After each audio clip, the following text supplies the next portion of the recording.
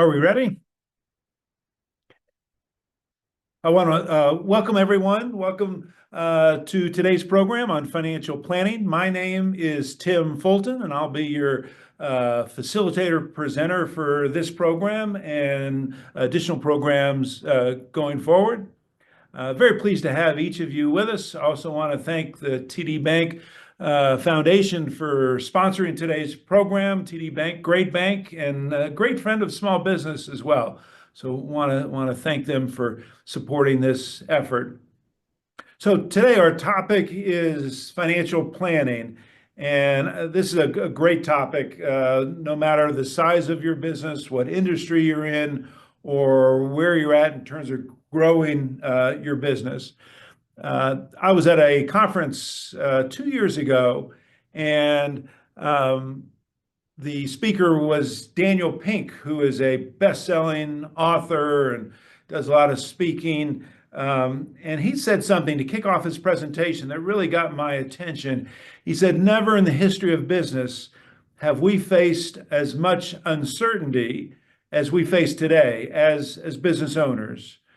And uncertainty about, the economy. Is it getting better? Is it getting worse? Interest rates and such. Uncertainty about world affairs, what's going on in the Middle East, what's going on in Ukraine and other parts of the world. Uncertainty in terms of our employees, right? There was, after COVID, we had the great retirement of sort, where about a third of the employee workforce retired, and then about 12 months later, they decided to come back. Should they be working from the office? Should they be working from home? So much uncertainty around business today. And I would argue there's certainly as much, if not more, uncertainty today. Just pick up your newspaper today and lots of questions that as business owners, we have a hard time answering. And I bring this up because I think as we think about that uncertainty, as business owners and operators, one way that we can address that uncertainty is through planning, and particularly through financial planning. So I won't ask the question, but if I did ask, how many of you have a financial plan, a budget, my guess is if it's like most business owners, there'd be a couple hands, but not very many. The SBA, the Small Business Administration, does a lot of research on these topics. And the last number that I saw, about 20% of small businesses have any type of formal business plan, marketing plan, or a business plan, operational plan, a financial plan. Less than 20% have any type of plan. And if we're just thinking about a financial plan, I'm sure that number would go to less than 10% have a financial plan, a budget of sort. So I understand that. And yet, when I look at the most successful companies, they all have a plan, both a business plan, a marketing plan, a financial plan. They all have a plan. And what gets in the way of having a financial plan? Why not have a financial plan? In my experience in working, I've been very fortunate. I've worked with thousands of businesses like yours over the last 25 years as a facilitator for programs for USPAACC, as a Vistage chair working with the SBA here in my home state of Atlanta, Georgia. And what I find, I think what prevents many businesses from doing financial planning, a number of factors, but maybe more than anything else, is fear. It's fear of the unknown, that maybe I'll discover something that's not positive in terms of the future of my business if I come up with a financial plan, or maybe fear that I don't have the right information to put together a budget, or fear that my budget might be wrong, that I might come up with this beautiful financial budget and within the first couple of months we projected this, but we ended up over here, that I might be wrong in terms of my budget. So I understand all those fears, but yet at the end of the day, I think every small business needs to have some type of financial plan. And the more detail, the better. And I'm going to show you today, after just talking a little bit about budgeting and planning, I'm going to show you the template for creating a budget that I have helped many businesses implement within their business to create their own financial plan. So I'm going to walk you through that today and show you that maybe it's not as difficult as you might imagine if you haven't done it before. And why? Why would you want to have a financial plan, a budget? Three reasons. Number one, that financial plan becomes a roadmap for your business, because in creating that budget, you're creating goals and objectives for sales, for expenses, for profitability. And so you're creating essentially a destination of sort for your business. So this budget now becomes your roadmap. It says, okay, how do we get from where we are today to that destination? That financial plan articulates how we get there. So number one, it's a roadmap. Secondly, it also, I find, really expands accountability within your company when you have a budget, because within that budget, we begin assigning responsibility. So if somebody's responsible for sales and we've said, okay, we're going to have $1 million in sales next year, now whoever's in charge of sales, there's accountability to hit that $1 million in sales. And likewise, whether it's for our expenses, for marketing, for personnel, for operations, we come up with numbers for each of those. And whoever heads up those divisions, those departments, they are now going to be held accountable for achieving those numbers. So the budget now elevates accountability within my company.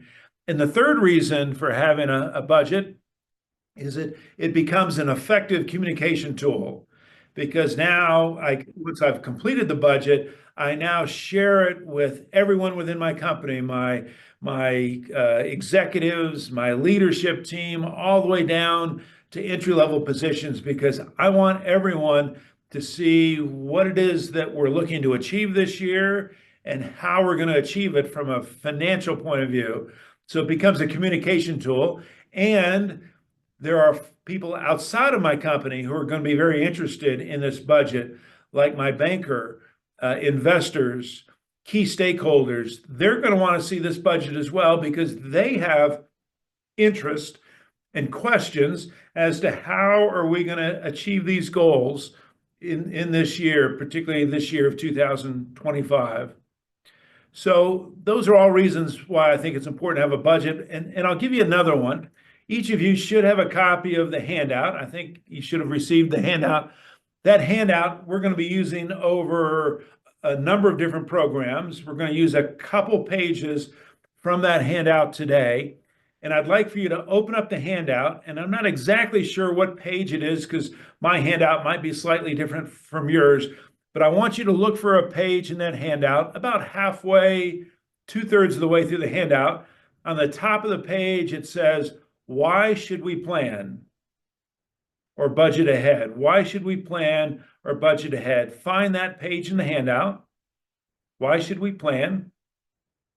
And it's an example that I think articulates well the reason for doing a financial plan. And so I just want to walk you through that. As you look at this page, again, it says on the top, why should we plan or budget ahead?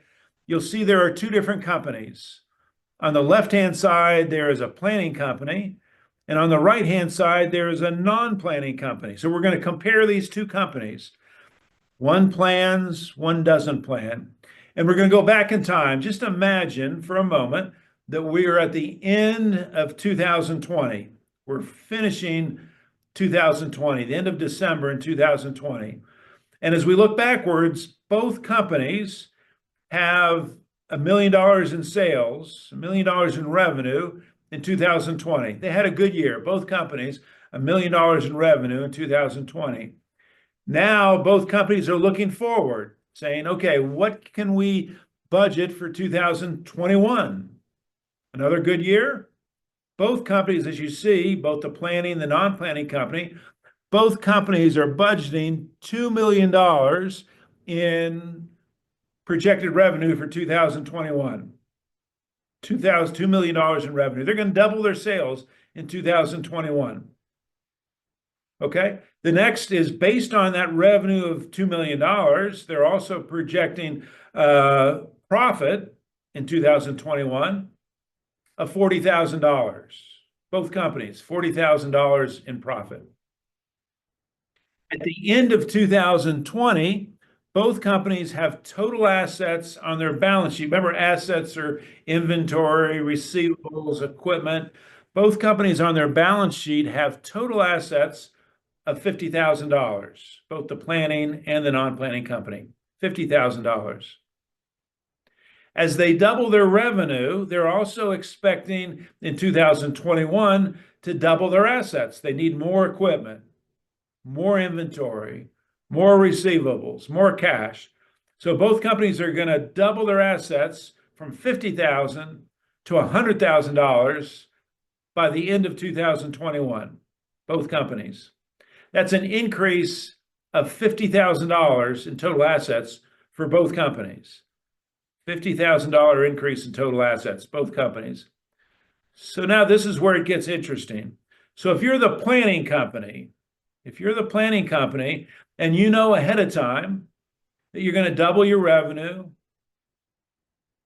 double your assets, that you're going to have to acquire $50,000 in assets.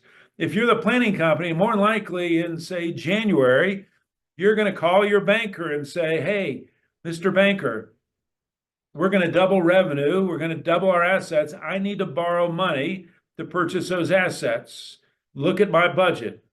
You would show them your budget that shows these increases. And more than likely, a good banker will appreciate what you're showing them and will approve your loan for $50,000 for the planning company.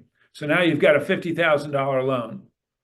But what if you're the non-planning company? What if you're the non-planning company? You're not going to call the bank because you've not created a budget. You've not created a financial plan. You have kind of an instinct that it's going to be a good year and you're going to get more revenue, more assets, but you're not going to borrow money because you don't see the need to borrow money in the beginning of 2021. So the non-planning company, no bank loan.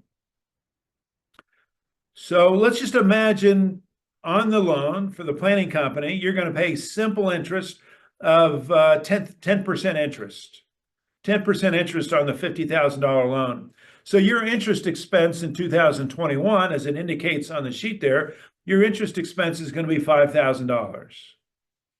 That's what you're going to pay in interest for in 2021. How about the non-planning company? The non-planning company, no loan, no interest. So they will have zero interest payment in 2021. All right? So the big question, the final line on this example is where it says net cash, because at the end of the day, as a business owner, what you're most interested in is how much cash do we have? And do we have enough cash? What is our net cash at the end of the year? So let's start with a planning company. The net cash for the planning company, well, they're going to have profit of $40,000. They're going to spend $50,000 on additional assets.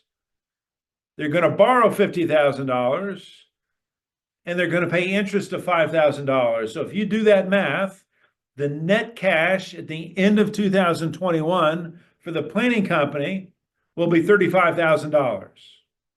$35,000 net cash for the planning company. If you're the owner of that planning company, you're pretty happy at the end of 2021. Doubled revenue, more profit, more assets, and you've got $35,000 in the bank. You're happy. What about the non-planning company? So the non-planning company, again, they didn't borrow money. They doubled revenue, added $50,000 in assets, didn't borrow any money. What is their net cash at the end of 2021? Well, if you do the math, they had $40,000 in profit, so that's $40,000 in cash. They spent $50,000 on more assets, no bank loan, no interest payment.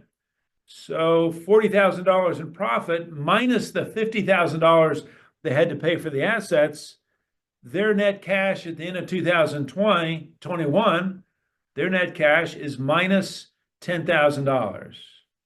You're in the hole. You have a deficit of $10,000. If I'm the owner of that non-planning company, I'm not very happy because I doubled revenue, I had profit, but I'm in the hole $10,000. And my question to each of you is which owner do you want to be? The owner of the planning company or the owner of the non-planning company? And my guess is you want to be the owner of the planning company. And that's my hope for each of you, is that you will be the owner of the planning company. Okay?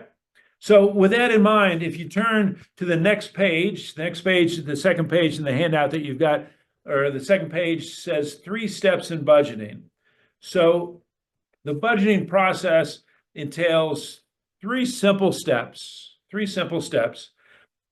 Step number 1 is to do what's referred to as a preliminary budget. So if I were doing a budget for this year, for 2025, preliminary budget is number 1, trying to forecast what I think my revenue is going to be this year, what my gross profit is going to be this year, what my total operating expenses are going to be, and what my net profit is going to be. So essentially 4 or 5 line items on the preliminary budget: total sales, gross margin, total operating expenses, net profit. Preliminary budget. Some people call this a napkin budget, because you could literally do this on a napkin, right? That's step number one, preliminary budget. Step number 2 is then to do a more detailed 12-month financial budget, taking that preliminary budget, taking that information, and now going into far greater detail, a detailed 12-month financial budget. And you'll see here in a couple of minutes what that looks like.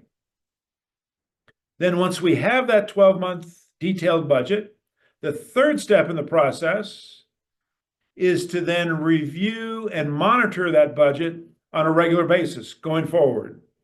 Every month, I want you looking at your current financials, your income statement, balance sheet, cash flow statement, and comparing those performance numbers to your budget.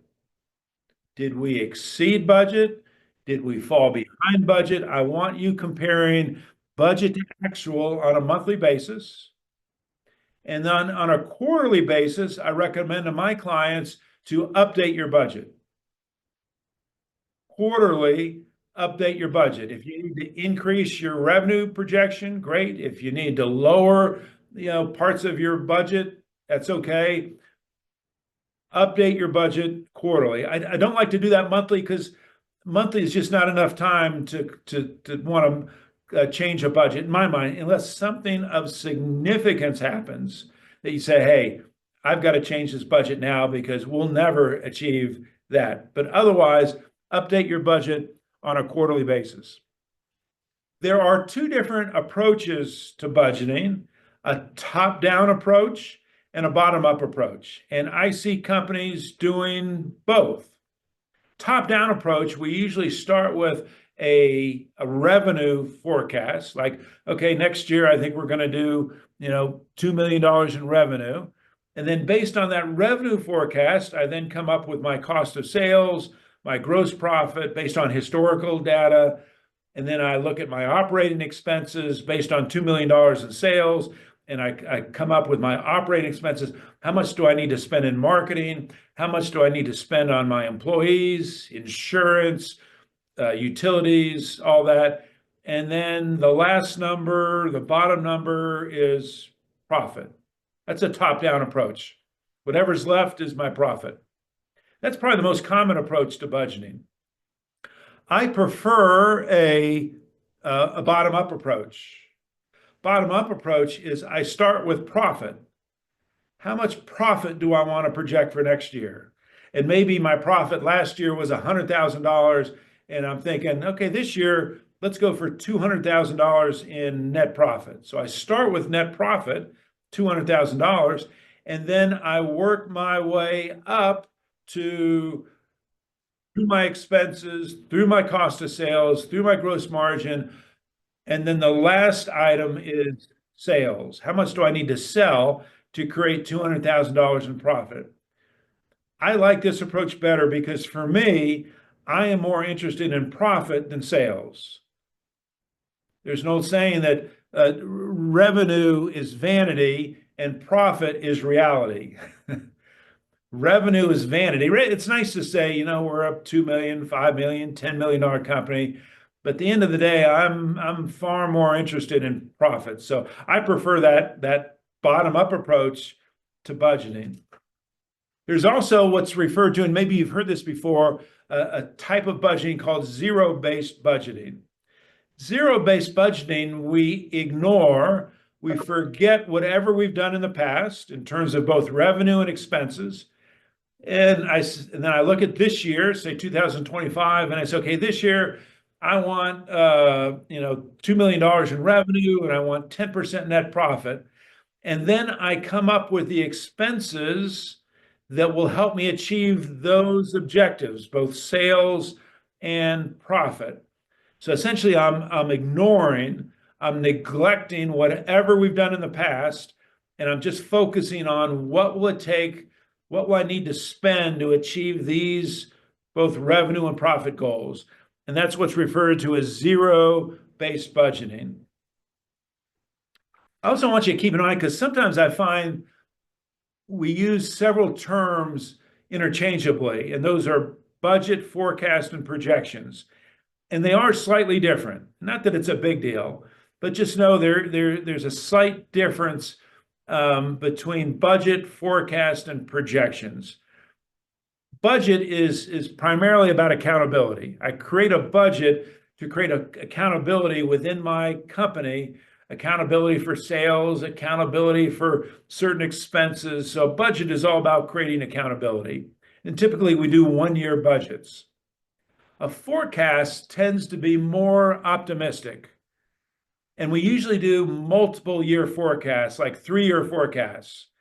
And they tend to be, fairly optimistic. Like, okay, we may not achieve this, but what if we could achieve these numbers as a forecast? And then projections tend to be a little further out. Projections tend to be over maybe 3 to 5 years.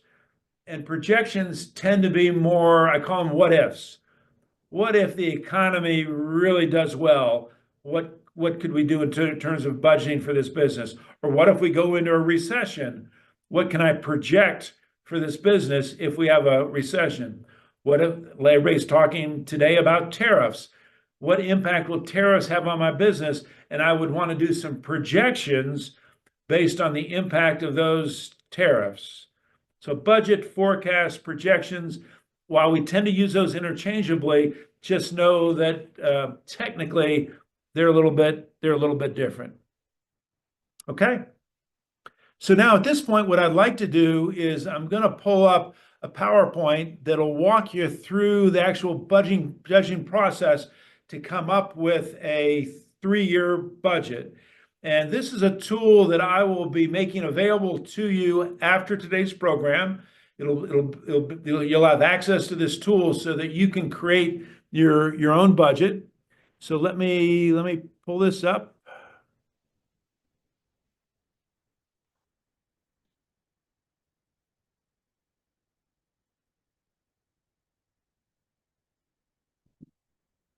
Let's see. Thea, can you see this on your screen? Yeah? Yes, we can see it. Okay.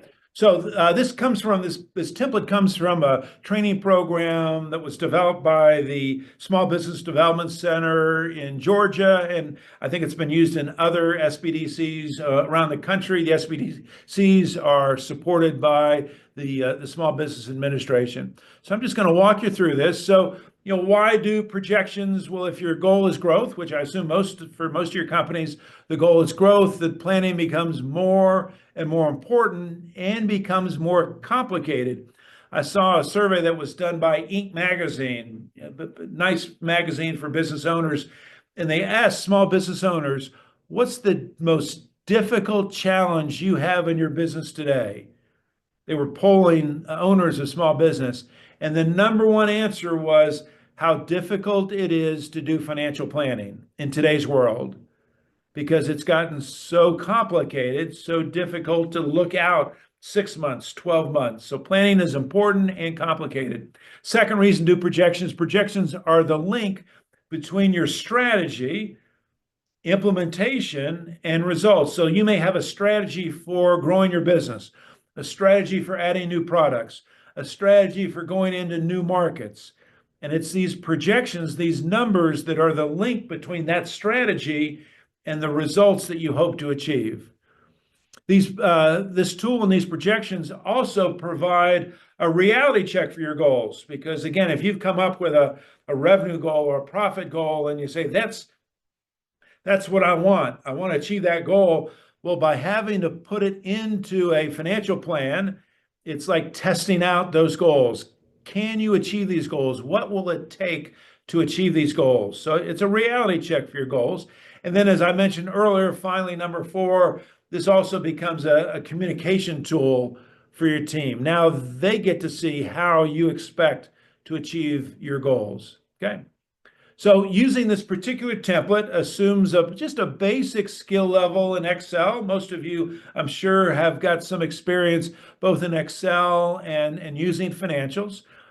What I like about this tool is you can use this tool any time of the year. You can use it in December, you can use it in June, you can use it in April, you can use it in October. So you don't have to wait till the end of the year. Some of the cells in the tool are locked, meaning you can't put any data in them. Some of them are also hidden. The input cells where you're going to be inputting your data are labeled and they're not locked, so you'll be able to input your data into those cells. This tool is divided up into half a dozen or more different tabs. I'm going to walk you through the different tabs, and then you have the option finally to print any one of these worksheets. If you want to print it out, if you're like me and you like to do things by hand, you can print out any one of these worksheets and work on them individually as you like. So the instructions, kind of the overview instructions for this template are on the first tab, and you'll see that in just a second. And then tabs 1 through 6 will result in a 12-month projected income statement. Tab 8 will result in a 3-year income statement. And then tabs 10 or 11, the final, are for the balance sheet and projected cash flow. So this is the first tab. And again, it just has instructions on it. You'll see this when you get the tool. It just has instructions on it. On that first tab, there are 3 inputs that you'll put in. Number 1, you'll put in today's date. So if you're working on this today, you'd put in April 10th, 2025. You'll put in the name of your company, whatever that is, and then the projection start date. So if you want this to start, say, May 1st, you'd put in May 1st of 2025. And then it would give you a 12-month projection going forward. So those are the 3 inputs for the first tab. Next, what you'll do is you're going to put in your sales projections. And notice several things. Number 1, going from left to right, you're putting in monthly projections for revenue. And then going from top to bottom, it allows you to be as specific as you want in terms of your revenue. You can put in details, whether it's by product. Let's say you have multiple products and you want to show revenue for each of those products or services. Or maybe you have multiple locations, multiple offices, and you want to show revenue by office, by month. You can put in as much detail as you like for each of those. And then you can also put in what you believe to be not only the revenue projections, but also your cost of sales. If you're a manufacturer, what does it cost you to make your product? If you're a reseller, what do you pay for your product before you turn around and sell it? If you're a consulting business, your cost of sales is time. You're selling your staff time. What does that cost? So you can put in what your historical cost of sales has been. Is it 40%, 60%, 50%? You can plug in your cost of sales. And then based on these numbers on the bottom, you will get monthly totals. So you see for For March, the first month revenue is going to be $32,000, and your cost of sales are going to be $43,500. That's not an optimal mix of revenue and cost of sales, but it's just the first month. But you'll get totals, and notice you're not inputting these totals. You're inputting the monthly numbers, and then the tool will give you the totals both by month and by line item as well. If you look to the far right, we're projecting $1.4 million in annual sales and cost of sales of $763. So it gives us our totals. So this is the first input. You're putting in your projected revenue and cost of sales for the first 12 months. The next thing you're going to do is you're going to put in your labor costs. Whether you have 1 employee or 100 employees, you can put in your labor costs either by individual. As you see here, we have labor costs for the owner, for the marketing manager, for the general manager, and so on. And then for each position, we're putting in what are they costing us on a monthly basis. And then you can see that we're adding we're adding a customer service person in July. We're adding a government sales rep in September. So as you add employees or anticipate adding employees, you can account for that as well using this particular page. You're also going to plug in what your payroll taxes are. So it'll not only give you your total labor costs, but also your payroll taxes as well. And then the final item you see on the bottom of this page are to account for any owner distributions. If you're the owner of the business and you take out, every month a certain amount as a dividend or distribution, you can account for that as well. So these are all of your labor costs, this tab. The next tab is going to be all of your operating expenses. Sometimes we call this your indirect expenses or your overhead. And again, you can create these. These are just examples, but you see we have auto expenses, we have health, we got insurance expenses, legal expenses, marketing expenses. And the idea is you want these to be as accurate as possible. And typically, we're going to get these expenses from previous years. What did we spend last year on marketing? What did we spend the year before? And so we're going to take into account what we spent previously. And then we're also going to take into account what we think we need to spend this year to achieve both our revenue and profit goals. So again, line item expenses, and then based on a monthly basis. And again, we want to be as accurate as possible with these. My least favorite line item is down, I think it's line item 33, where it says other. When I work with companies, I don't allow them to have a line item for other, or sometimes it's miscellaneous, because too often, too many expenses get lumped into miscellaneous or other, important expenses. And I want to identify those expenses. I don't want other expenses. I don't want miscellaneous expenses. I want a line item as many of my expenses as possible. Okay. As we go further down after the expenses, we've got, if we have any fixed assets, what our depreciation expense will be for each of those fixed assets. And then finally, our income tax, what we expect to pay in taxes. So this is all of our overhead expenses. The next page is, now we're going to take into consideration any bank loans. If we have any bank loans, we're going to enter those here, how much we have borrowed, whether it's an existing bank loan or if we're planning to borrow money. We're going to put in how much we've borrowed and what the interest rate is on that bank loan, so that it'll calculate for us the interest expenses for the income statement. It'll show on the balance sheet the amount of the loan and also the cash flow statement. So whether you've got 2 loans, 3 loans, 4 loans, you can put in what those are. The next tab is going to be for any purchase of fixed assets. Fixed assets might be you're going to buy a building, you're going to buy a piece of equipment, and we have to account for that. We have to plan for that.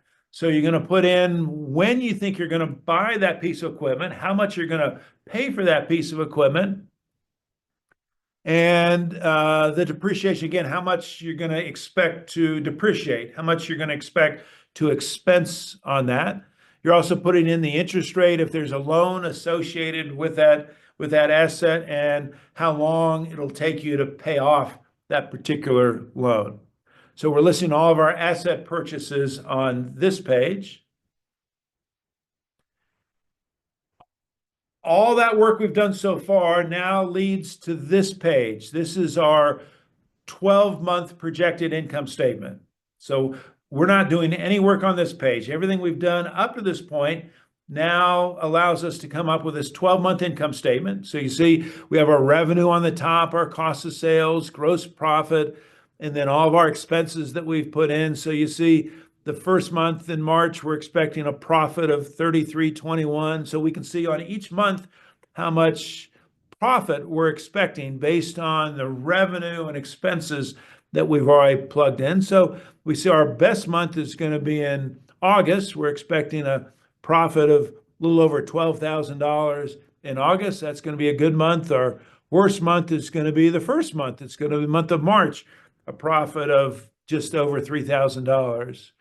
So this shows us not only on a monthly basis what our profit, but also shows us at the end of the year, based on that $1.4 million in sales, our profit is going to be $96,886. Profit margin, net profit margin of just about 7%. And we would maybe look at this and compare this to last year. What did we do last year? More or less? I mean, we may even compare it to several previous years. But this is our projected income statement for the next 12 months. Now, we can also look at the next 2 years, because I want you looking out more than just 1 year. I want you having visibility to 3 years. So now we can do a 3-year projection, putting in what we're expecting for both revenue and expenses for year 2 and year 3.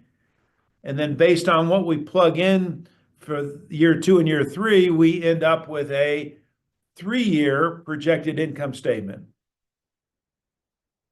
So now we can say, okay, year 1, remember we had revenue of 1.4 million, profit of 96,000. Year 2, we're looking at increasing our revenue to 1,890,000 and profit of 137,000. And then year 3. And now I look at this and say, okay, how realistic is this? Maybe we could grow faster. Maybe we can't grow this fast. How realistic are these numbers? And then I might also do what's referred to as what-if analysis. What if we opened a new office? And I would plug those numbers into these projections and see what impact that new office might have on both revenue and expenses. What if we come out with a new product? What if we hire 6 more salespeople? And I can take any of those strategic decisions, plug both the associated revenue and expenses with those decisions, and see what impact those decisions have on my projected income statements. We call that what-if analysis. Once we've created this financial model, we can do what-if analysis. Then we put in some additional information for our balance sheet. What's our starting cash, starting receivables, inventory, same thing for our liabilities. And then once we've plugged this information starting off the year, we plug in some information on what's called our working capital, receivables, payables, inventory, how fast we expect to collect our receivables, how often we expect to pay our vendors, how often we expect to turn our inventory. And based on those projections, we then get a projected balance sheet for the next 12 months. Balance sheet, assets, what we own, liabilities, what we owe, equity, what's the owner's position in the business. So we've got a projected balance sheet for the next 12 months. And then lastly, based on the numbers that we've already put in, the last page of this template is a projected cash flow statement. And for some businesses, this may be the most important page on this tool because cash is king. Cash is what fuels our business. And so we look at this projected cash flow statement, and I'm looking at it and say, okay, like in March, we're going to start with $15,000 in the bank, and we have some operating cash inflows and outflows, resulting in a deficit of $3,430. We then have some cash flow from both financing and investing. Going further down, I see total cash flows for the month minus 11,068, which is going to leave me with ending cash for the first month of March. In the bank, I'm going to have $3,832. So wouldn't it be nice to be able to project this out for your business where you can anticipate whether you need more cash or less cash? Do you need to go to the bank? Or are you going to have to put in some money of your own? So I look at this ending cash and I see, oh, wow, in May, we're gonna run out of cash. We're gonna have a cash deficit in May of $4,000. If nothing changes, we're gonna have a cash deficit in May of $4,000. In June, it's going to be 17,000 and then 19,000. So now I've got to start planning on how I'm going to address this cash deficit. And remember, we're not talking about profit. That's the income statement. We're talking about cash. Do I need to go to the bank? Do I need to put in some of my own money? Do I need to take on investors? How will I finance this deficit? Much better to be thinking about that today than thinking about it in that particular month when all of a sudden I'm in the hole. I've run out of cash. That's the worst time to be doing cash planning, when I've run out of cash. So that's why this projected cash flow statement is very important. I know some businesses, because they are so tight on cash, that they actually do a weekly projected cash flow statement where they're projecting out over 52 weeks, every week, how much cash is coming in, how much cash is going out. Because the last thing we want to happen is to run out of cash. We want to make sure that doesn't happen. So this is the budget tool. And again, I'll be sending this to our friends at USPAACC, and then they will be making this available to each of you going forward. And I hope that you'll find this to be a very helpful tool for doing your budgets. So what have we talked about today? We started off talking about the importance of budgeting, what happens when we don't budget, preliminary budget. Then I introduced you to the tool to create a full 12-month financial budget. And now you're ready to go. You're ready to create your budget. So with that, I think we're at a point, Thea and Peijian, we're going to take some questions. What questions do you have?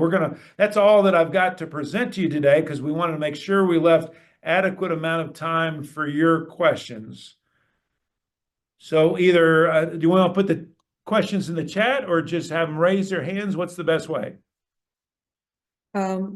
Yeah, we can, so if you have questions, please raise your hand, and yeah, so Tim will answer them. Yes, I do have questions. Oh, yes. So Pan in the comment section said, do you have any recommendations for best practices for starters? Yeah, that's a very good question. So we want to, if you've not done this before, it's not easy to get started, because if it were, every business would have a budget instead of less than 10%. So we want to make this as easy as possible to get started. So I would start with that preliminary budget. What are you projecting for sales next 12 months? What do you expect your gross profit to be, your total operating expenses, and then profit? And typically, you're just going to look back at whatever you had, last year. Look at historically, what did you have last year? What did you have the year before? I would also, get some of your key people involved in creating this budget. If you have a sales manager, get your sales manager involved in coming up with a sales projection. Get your operations manager involved in coming up with your expense projections. talk to your accountant, maybe get your accountant or bookkeeper involved in helping create this budget. But start simple. Don't make it too complicated. That would be my suggestion. So Right. I saw Roseanne raised her Hi, hand. thank you. I wanted to know if you're a startup, when should you hire like a CPA to start assisting you with your budget? That's also a very good question. And I don't know that one, I want you to do a budget. The easiest time to do a budget is when you're brand new, because it's just easier to come up with the numbers than if you're already in business, because the business just gets more complicated as you grow. So the simplest time to do the budget is as a startup. And what I would suggest, you could use a CPA. That might cost you a little bit of money. I would recommend going to your local small business development center. Every state, every city has a small business development center. Their services are free of charge. And I know years ago I worked for a SBDC in Atlanta, and we helped a lot of companies come up with their financial projections, with their budget. And so they're very experienced and skilled in working with startups on budget. So I would start with the SBDC, and then if you need to, you could get your accountant or CPA involved as well. Thank you so much. That's helpful. You're welcome. Any other questions from the group?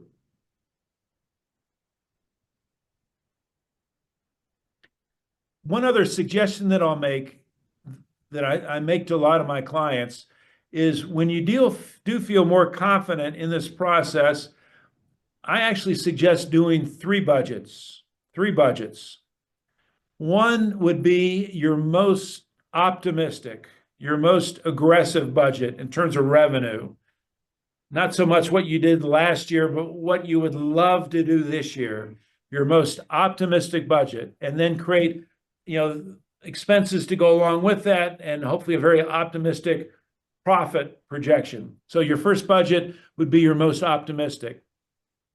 The second budget would be a more realistic budget, maybe a slight increase over what you did this past year, 5%, maybe a 10% increase over last year, something just a little more realistic a budget. That would be my second budget. And then my third budget would be a worst case scenario. What if the world collapses? What if we go into a recession? What if you lose your biggest account or your best salesperson? And come up with a worst case budget, just so, heaven forbid, if that happens, at least you've given some thought as to how you might prepare for both the best case and the worst case. Three different budgets. All right. So I hope today was helpful. If you have any additional questions, certainly you can reach out to the USPAACC. They can provide you with my contact information. I'd be happy to help you as much as I can. And again, I hope today was helpful, and I wish you best luck and success on your financial plan. All right, I'll turn it back over to Paigene and Thea. Thank you, Tim, for this amazing session. Thank you, Tim, so much again. Can I ask everyone to please turn on the camera so we can have a quick group photo? Yeah, let's have a picture.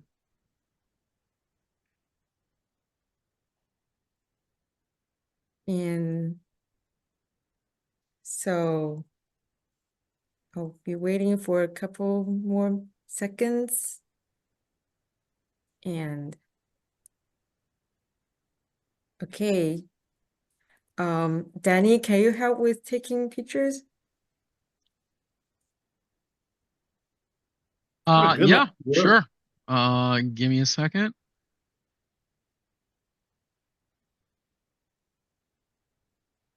There we go. All right. Now, 3, 2, 1. Cheese. Oh, look at that peace sign. All right. Once more, with feeling this time. All right. 3, 2, 1. Cheese. All right. There we go. Thank you, Thank you, Danny. everyone. No problem. All right. Yes. Tim, do you want to do some final takeaway tips and then do the closing as well? I'll give the floor back to Well, you. again, just encourage you to get started. The hardest thing in financial planning is get started and just keep it simple. And if you need help, don't be afraid to ask for help. Looking forward to future sessions. I know we've got some sessions coming up. We're going to be talking about financial analysis and financial ratios, evaluating financial performance, cash flow, lots of good topics coming up. So I encourage each of you to come back and be with us for the next session. Thank you. Thank you, Tim. Thank you, everyone. We hope to see you at our next Business Leadership Series sessions. Have a great day. Bye. Bye-bye.